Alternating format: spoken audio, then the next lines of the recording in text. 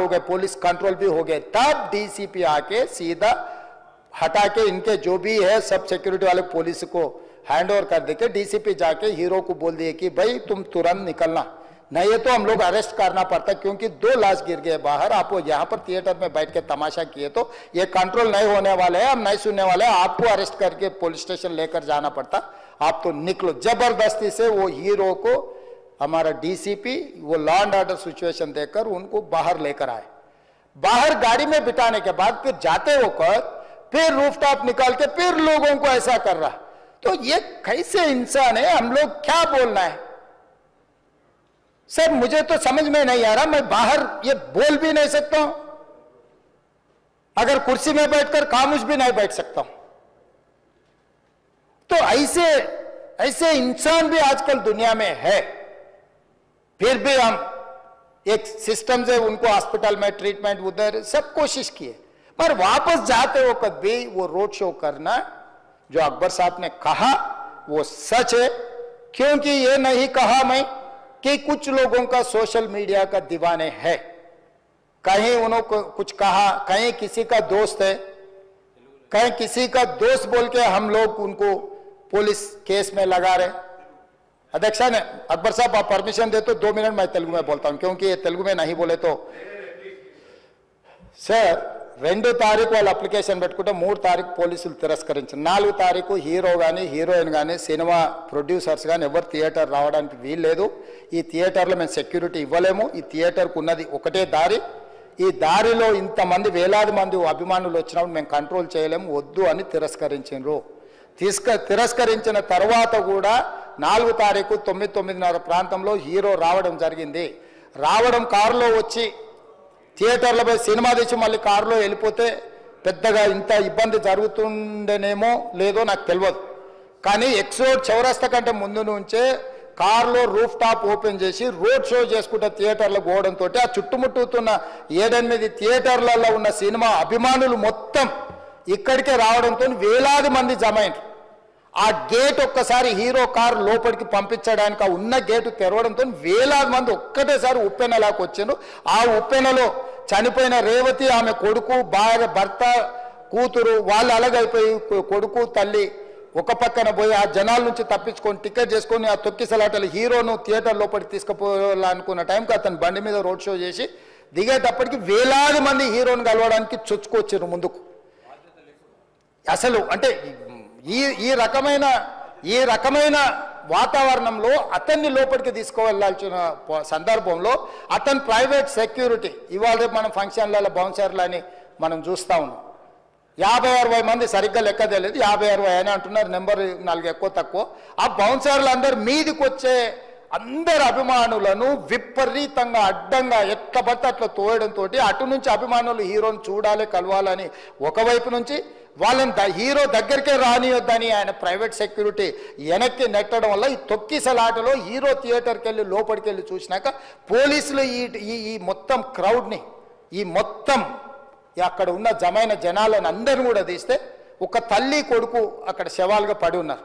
ఆ తల్లి అంత తొక్కిసలాటలు కూడా నేను ఆ వీడియో చూసిన ఆ తల్లి లోపలికి వచ్చినప్పుడు కొడుకు చేయి పట్టుకొని ఎంత జాగ్రత్తగా కొడుకుని తీసుకొని వస్తుందో తల్లి ప్రేమ ఎట్లుంటుందో అక్కడ నాకు చూసి నాకు అర్థమైంది। ఆ శవాలుగా మారిన తల్లి కొడుకు చేయి ఇడవలే అధ్యక్ష, అట్లే చేయి బిగ్గర పట్టుకొని పోలీసు వెళ్ళి చూస్తే ఆ తల్లి ఆ పిల్లగాడు ఆ తల్లి ఆ చెయ్యి వదలకుంటే కన్నబిడ్డను పట్టుకుని తల్లి చచ్చిపోయింది అధ్యక్ష। అట్లాంటి సిచ్యువేషన్లో పోలీసులు తల్లిని కొడుకుని హాస్పిటల్కి అక్కడ ఫస్ట్ ఎయిడ్ ట్రీట్మెంట్ చేసిండ్రు, పోలీసులు ఏం డాక్టర్లు కాదు హుటాహుటిన తరలించిండ్రు। హాస్పిటల్కి వెళ్ళిన తర్వాత తల్లి చచ్చిపోయింది, పిల్లోడు కోమాలు ఉండు, ఆల్మోస్ట్ పోలీసులు పిల్లవాడు కూడా చచ్చిపోయింది అనుకున్నారు, బ్రెయిన్ డెడ్ అయింది ఆక్సిజన్ అందక ఆ అబ్బాయికి। సో ఆ సిచ్యువేషన్లో వెనక్కి పోలీసులు వచ్చి హీరో గారికి విషయాన్ని తెలియజేసి హీరో గారు వెళ్ళిపోతే హీరో ఎందుకు వెళ్ళిపోవాలనుకున్నారు పోలీసులు అంటే ఇంకా వేలాది మంది అభిమానులు అక్కడనే ఉన్నారు। హీరో గారు థియేటర్లో కూర్చొని ఉండడం వల్ల సినీ ప్రముఖులు ఉండడం వల్ల ఈ బయట జమైన వేలాది మంది అభిమానులు అక్కడ నుంచి పోకుండా అక్కడనే ఉండడంగా థియేటర్ లోపల కూడా బాల్కనీలో టాప్ బాల్కనీలో హీరో కూర్చుంటే కింద నేల కింది నుంచి పై వరకు వెనక్కి తొక్కుట పైకెక్కి హీరో చేతులు కలపాలని కోతులు ఎగబడ్డట్టు కోట మీదకి కోతులు ఎగబడ్డట్టు ఉల్టా పైకి తొక్కిసలాట జరిగింది అధ్యక్ష। థియేటర్ వాళ్ళు పోలీసులను హీరో దగ్గరికి వెళ్ళి చెప్పడానికి కూడా అనుమతి ఇవ్వకుండా థియేటర్ వాళ్ళు పోలీసులను బ్లాక్ చేశారు అధ్యక్ష.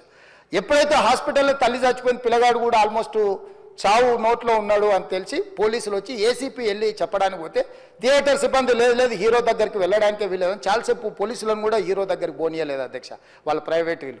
చివరికి ఏసీపీ కోపం వచ్చేసి మిమ్మల్ని అందరిని తీసి లోపల వేయాల్సి వస్తుంది అని చెప్పిపోయి హీరోకు ఏసీపీ క్లియర్గా ఇద్దరు చనిపోయినరు.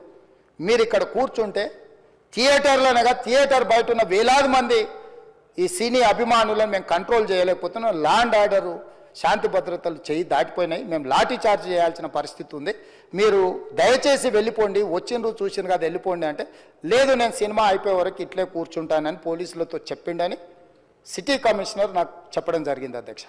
అదేవిధంగా ఇంకా కంట్రోల్ కాకపోవడంతో అప్పుడు డీసీపీ పై అధికార రంగంలో దిగి వాళ్ళ అందరినీ లోపట వాళ్ళు ఎంబడున్న అడ్డుకుంటున్న వాళ్ళను పోలీసులతో జరిపించి చక్కగా డీసీపీ పోయి హీరో గారికి బయట చనిపోయినరు, పరిస్థితి చాలా గందరగోళంగా ఉన్నది, మీరు ఇక్కడ నుంచి కదలాల్సిందే లేకపోతే మిమ్మల్ని పోలీస్ స్టేషన్కు తీసుకెళ్లాల్సిన పరిస్థితి వస్తుంది, మీరు ఇక్కడ నుంచి కదలాల్సిందే అని బలవంతంగా అతన్ని సినిమా మధ్యలో 12 గంటల సమయంలో రాత్రి 12 గంటల సమయం అట్టిట్టుగా ఆ సమయంలో అతను తీసుకొచ్చి బండెక్కిస్తే మళ్ళీ అతను రూఫ్ టాప్ ఓపెన్ చేసి మళ్ళీ చేతులు ఊపుకుంటూ రోడ్ షో చేసుకుంటూ అంటే తల్లి చనిపోయి పిల్లగాడు చావు బతుకుల మధ్యలో ఉన్నాడు మీరు వెళ్ళండి అని వెనక్కి పంపిస్తే కూడా మళ్ళీ కారులో రూఫ్ టాప్ ఓపెన్ చేసి చేతులు ఊపుకుంటా అభిమానులను సంతోషపెట్టుకుంటా రోడ్ షో చేసుకుంటా అతను వెళ్ళిపోయింది అధ్యక్ష.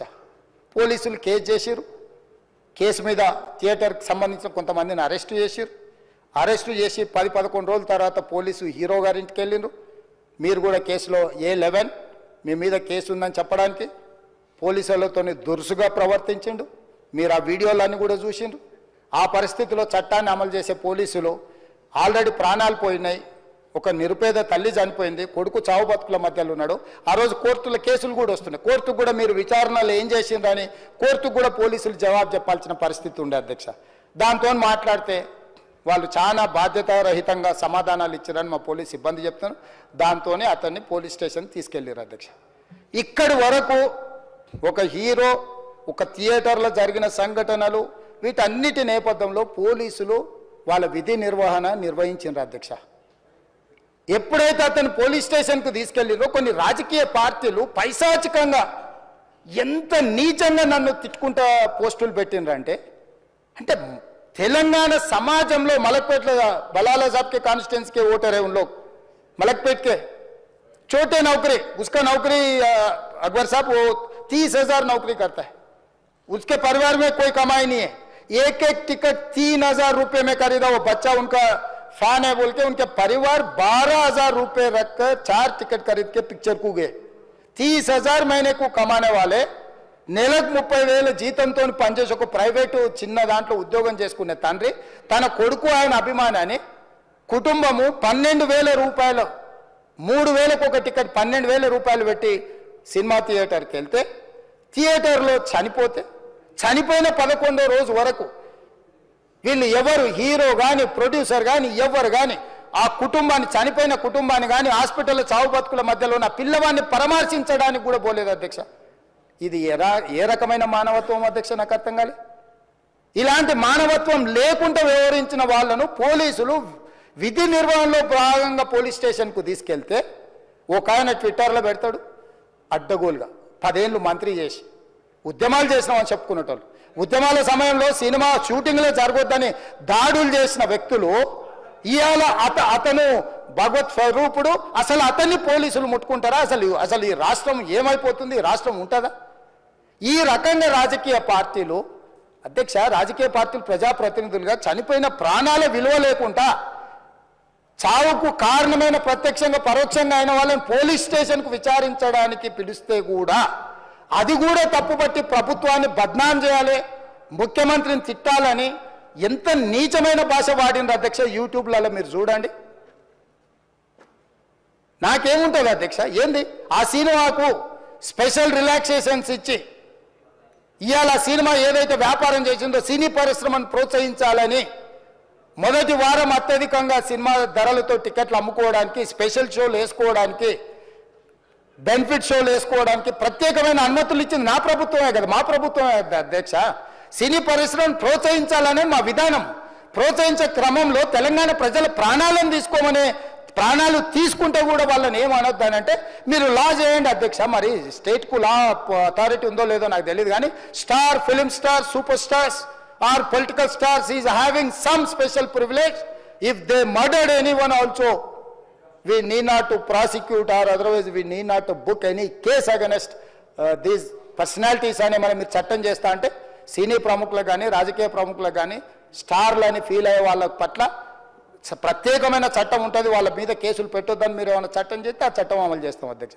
ఈ రోజున్న డాక్టర్ బాబాసాహెబ్ అంబేద్కర్ ఇచ్చిన చట్టం ప్రకారము దీనికి కారణమైన వాళ్ళను, ప్రత్యక్షంగా పరోక్షంగా కారణమైన వాళ్ళందరి మీద కేసులు కట్టి పోలీసులు విచారణ చేయాల్సిందే, బాధితులను శిక్షించాల్సిందే అధ్యక్ష.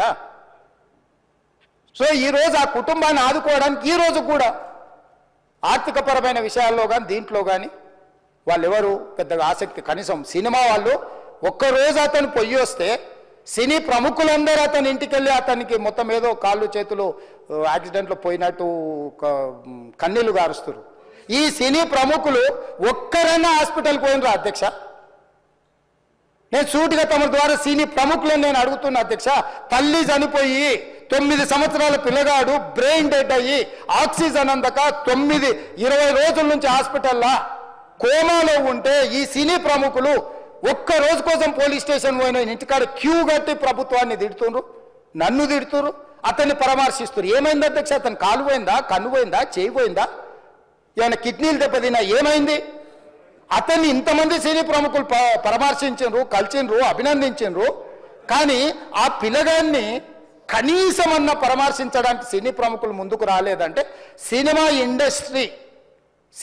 ఇండస్ట్రీలో ఉన్న ప్రముఖులు ఏం ఆలోచన చేస్తుండ్రో, ఏం కోరుకుంటుండ్రో నాకైతే తెలియదు. 100% जो भी अकबरुद्दीन ओवैसी साहब ने जो मुद्दा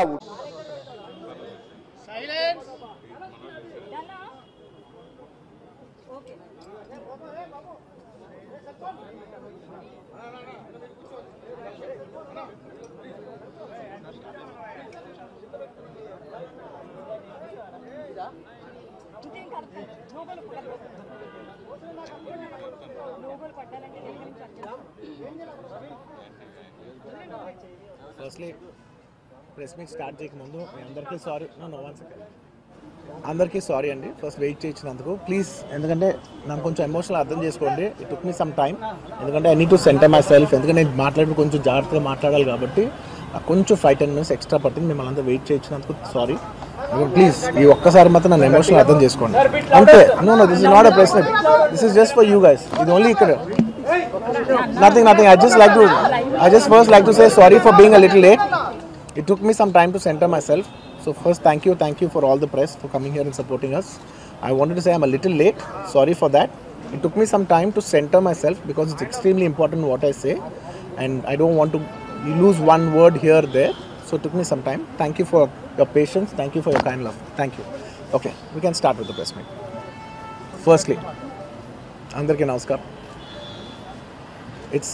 నేను ఫస్ట్ తెలుగులో చెప్పి ఆ తర్వాత I like to address in English. And అప్పటి వరకు దయచేసి don't cut me too much because it's in a flow. It's my crime request. And firstly and it's చాలా చాలా unfortunate accident. First of all ఇది ఒక యాక్సిడెంట్, ఇది ఎవరి తప్పు లేదు.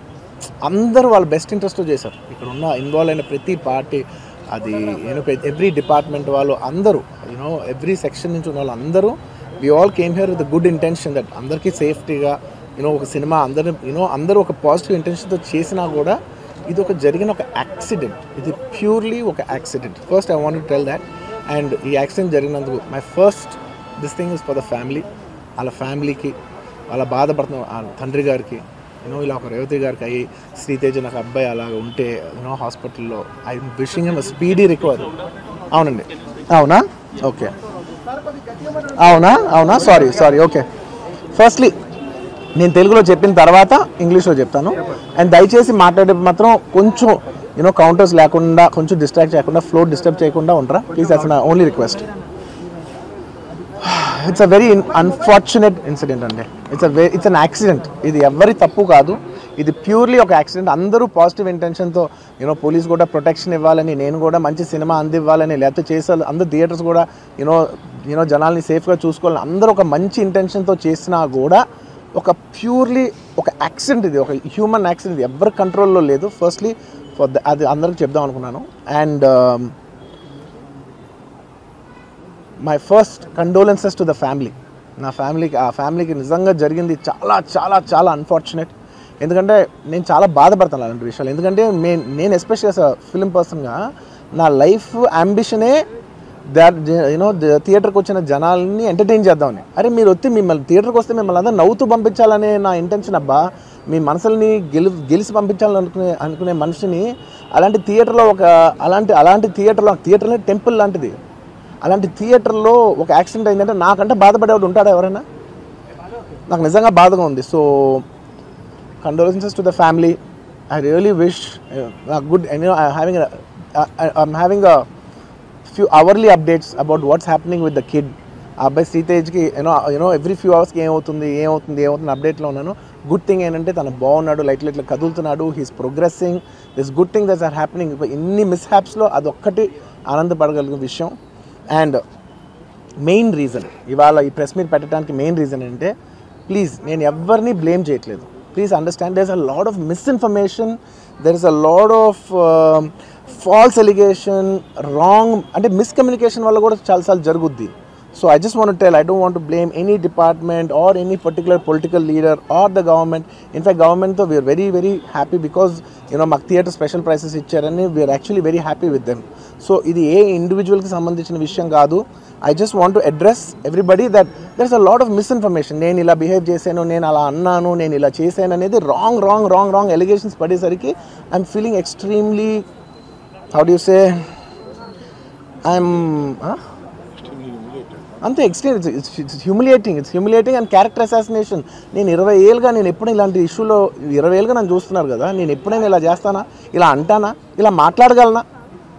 అలా అన్నప్పుడు చాలా బాధ వేస్తుంది. ఎందుకంటే ఓకే అది ఫ్లోలో చెప్పచ్చులే, అది ఇట్స్ ఓకే. ఎనీవేస్ జరిగిందంతా మాత్రం చాలా, there is a lot of wrong information going on, there is a lot of misinformation, lot of false allegation.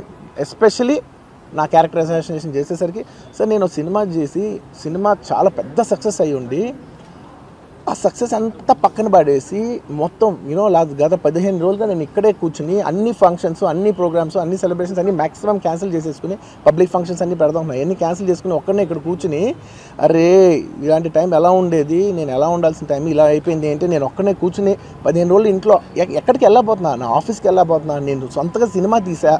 ఒక తీసిన సినిమా 3 ఏళ్ళు కష్టపడి తీసిన సినిమా థియేటర్లో ఎలా ఉందో కూడా నేను చూడలేదు ఇప్పటివరకు. నేను నా సినిమా థియేటర్లో ఎలా ఉందో చూడలేదు నేను. And that's my biggest education. మీరు రాబోయే సినిమాలు నేను ఎలా తీయాలి, ఇట్స్ మై లెర్నింగ్ కర్వ్. నాకు చాలా ఇంపార్టెంట్ నేను థియేటర్లో చూడటం. నేను నేర్చుకుంటా సినిమాని. నేను మీకు నెక్స్ట్ ఇవ్వాలంటే సినిమా నేనేం చెప్తున్నానంటే, ఇలాంటి టైంలో కూడా నేను ఒక్కనే ఇంట్లో 15 రోజులు కూర్చుని అరే ఇట్స్ ఓకే అయ్యేది ఇట్స్ ఓకే, మన తప్పేం లేదు అంటే డైరెక్ట్ ఇన్వాల్వ్మెంట్ లేదు. ఇట్స్ నా ప్రెమిసెస్లో అయింది కాబట్టి I am extremely apologetic for what he's happened. అలాంటిది ఇలా 15 రోజులు కూర్చున్న తర్వాత మీరు ఇలా అన్నారంట, మీరు అలా అన్నారంట, కాళ్ళు చేతులు ఇరిగిపోతే పర్లేదు అన్నారంట అంటే డెఫినెట్లీ చాలా బాధ వేస్తుంది. అందులో ఏంటి ఒక నేషనల్ మీడియా ముందు ఇలా మాట్లాడతాం అనేది నా క్యారెక్టర్ అసాసినేట్ చేసినట్టు కదా దేశం ముందు. అరే నేను కష్టపడిందే ఈ 3 ఏళ్ళు తెలుగు వాళ్ళకి. నా ఆడియో ఫంక్షన్ చూడండి నేనేమన్నాను, నా సినిమా చూడండి అది అన్నాను, నేనేమన్నాను, అరే మన తెలుగు వాళ్ళు పరువు తీసి ఎక్కడో నిలబెడదామని ఒక అటెంప్ట్తో చేశాను. అలాంటిది నేను అంత ప్యూర్ ఇంటెన్షన్తో చేస్తే నేను ఇలా చేశాను అలా చేశాను, నా మీద ఫాల్స్ ఎలిగేషన్, నాకు ఎంత బాధ వేస్తుంది.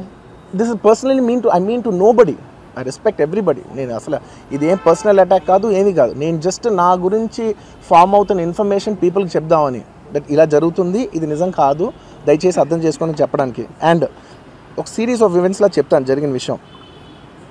ఏమంటే జరిగిన విషయం చాలా అన్ఫార్చునేట్. నేను గత 3 ఏళ్ళుగా ఈ సినిమా థియేటర్లో చూస్తేనే నాకు తెలుస్తుంది. అంటే నేను ఇన్ని కోట్లు పెట్టి అమ్మాం కదా సినిమా, నాకు రెస్పాన్సిబిలిటీ ఉంటుంది. సినిమా ఎలా ఉంది అది థియేటర్లో చూస్తే నా 3 years ఎఫర్ట్, అది జస్ట్ ఒక షో కాదు, నాకు ఎమోషనల్గా అది 3 years ఎఫర్ట్. అసలు ఏమవుతుంది నా future, it's like make or break moment for me. So అలాంటి ఇంపార్టెంట్ పాయింట్లో నేను వెళ్తూ నేను అదే ఆలోచించాను తప్ప నేనేమి ఇర్రెస్పాన్సిబుల్గా గత 20-30 ఏళ్ళుగా నేను అదే థియేటర్కి వెళ్తున్నాను. ఓల్డ్ సినిమాలకి వెళ్ళాను నేను అదే థియేటర్కి. నా సినిమాలు కాకుండా బయట సినిమాలకి వెళ్ళా. ఎప్పుడు ఇలాంటి యాక్సిడెంట్ అవ్వలేదు. అండ్ నేనేదో ఇర్రెస్పాన్సిబుల్గా థియేటర్కి వెళ్ళిపోయాను, పర్మిషన్ లేకుండా వెళ్ళిపోయాను అనేది అబ్సల్యూట్లీ ఫాల్స్ ఇన్ఫర్మేషన్. అలాంటిది ఏమీ లేదు. థియేటర్ వాళ్ళు పర్మిషన్ సార్ట్అవుట్ చేసుకున్నారని చెప్పి మేము అక్కడికి వెళ్ళాము. అక్కడికి వెళ్తే పోలీసులే క్లియర్ చేస్తున్నారు అక్కడ. So it is understood that everything is sorted. నేను వాళ్ళ డైరెక్షన్లోనే వెళ్తున్నాను. అండ్ ఏంటి వాళ్ళు ఒకవేళ నిజంగా పర్మిషన్ లేకపోయి ఉంటే చాలాసార్లు వాళ్ళు చెప్తారు, సార్ మీ పర్మిషన్ లేదంటే మేము రెండో వెళ్ళిపోతాం. వాళ్ళే క్లియర్ చేసి ముందుకు